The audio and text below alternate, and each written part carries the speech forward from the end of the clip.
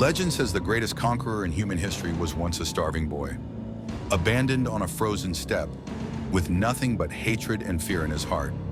But the truth is even more brutal and far more inspiring. This is the untold story of how a slave became the ruler of the largest land empire the world has ever seen. This is not just a story of war. It's a story of inner battles, fear against courage, betrayal against loyalty, weakness against discipline. The rise of Genghis Khan begins long before the first battlefield. It begins in pain. Genghis Khan, then known as Temujin, was born into a small Mongol clan. When he was 9, his father was poisoned by a rival tribe. His family, his mother and siblings, were immediately abandoned by their own people. No protection, no food, no shelter, just the endless, merciless steppe. Temujin's family survived by digging roots from frozen soil and hunting rats from their burrows. This was not symbolic hardship. This was actual starvation. Days without food, nights without fire. Every breath was a battle. The tribe that abandoned him believed that a fatherless boy could never rise.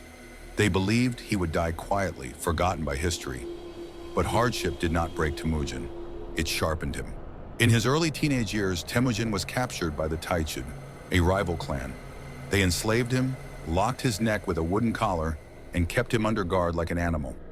He was a prisoner, weak, alone, and powerless.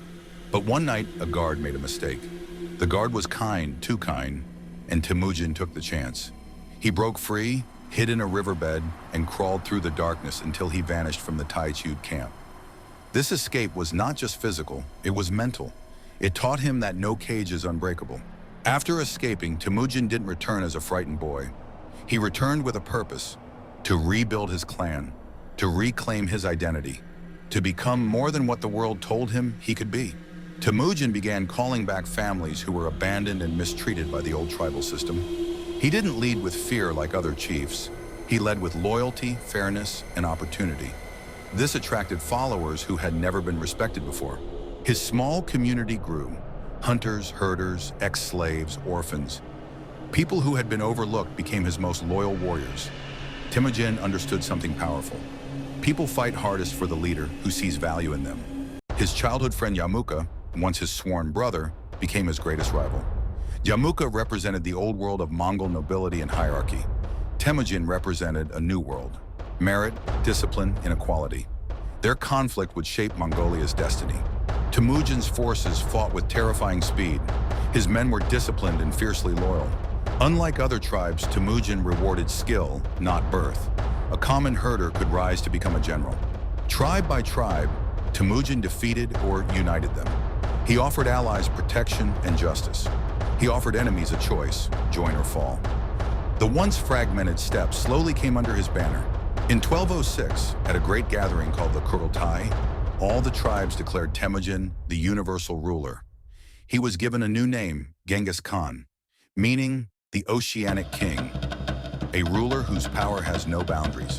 Genghis Khan reorganized everything: military, law, communication, trade. He established religious freedom, protected merchants, and created a postal network across Asia. This was not the work of a barbarian.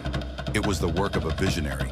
He believed strength came from unity, that loyalty was earned, not demanded, that fear wins battles but respect wins empires. And he built an empire larger than Rome and Alexander combined. But the greatest battle Genghis Khan ever won was not against enemies on the battlefield. It was against the weaknesses inside himself: fear, doubt, hunger, betrayal, pain. He mastered those long before he mastered the world. From slave to emperor, from nothing to the most powerful man on earth. Genghis Khan's rise proves one thing: your beginnings do not define your destiny. Your inner strength does. If you want more epic stories of leaders who conquered their inner world before conquering the outer one, subscribe to The Battle Within King. Your next transformation begins now.